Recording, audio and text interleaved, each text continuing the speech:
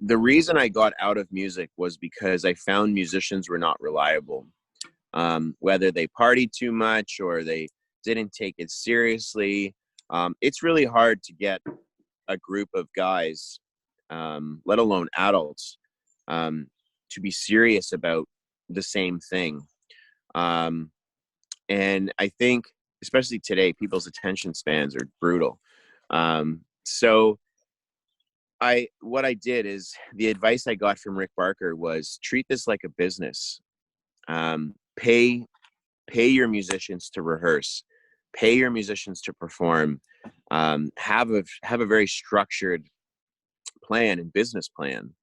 And that's what I did. I went on Facebook, believe it or not, and I said, I'm looking for a band, and I'll pay for rehearsals, and I'll pay for shows and all this stuff, and treat it like a business. And it took me almost 3 years to build what I feel now is the perfect band. But there was a guy named Chris Posey who used to play at your open mics, and there was a guitar player in that band named Brian Sheridan. And he's one of my closest friends. He's no longer in the project because he's decided to focus on, a different career and taking a step back from music, which I respect. I miss him dearly, but I respect it.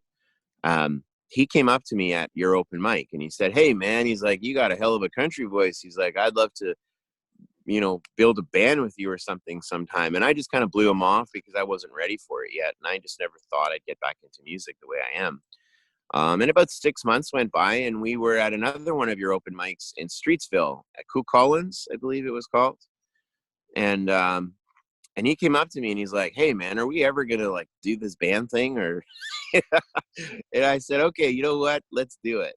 And Brian introduced me to a lot of people. He opened a lot of doors for me. He's a very well-respected musician. And one of those doors was to Dave McDougall, who is now my drummer. He used to play for Kira Isabella, Blue Rodeo, to name a few, Marshall Dane. And Dave introduced me to Ben, who is now my music director, who also played for Kira Isabella. And then Ben introduced me to Dave Chown and to Rich, who's another guitar player. Chris Bray, I met from Brian Sheridan, and so it all, everything just kind of connects. But anyone that has ever worked for me or played for me will tell you, I treat them with respect. I treat them like when it comes to the business side of things, I treat them very professionally, but they're also a friend. None of them have ever seen me intoxicated, regardless of victories or celebrations or, not that drinking is bad. It's just, I had a bad experience when I was 19 and I was touring in Europe with a rock band. And it just really turned me off of that side of the industry. The industry, there's a lot of drugs, there's a lot of drinking, there's a lot of all of that stuff, if you allow it. That's the key thing. I've had a lot of people with these speculations of, "Oh, you're an artist, so you must do drugs or you must drink or you must party." And no, that's only if you allow it, like anything in your life. So that's how I met them. A lot of this has really started from your open mics.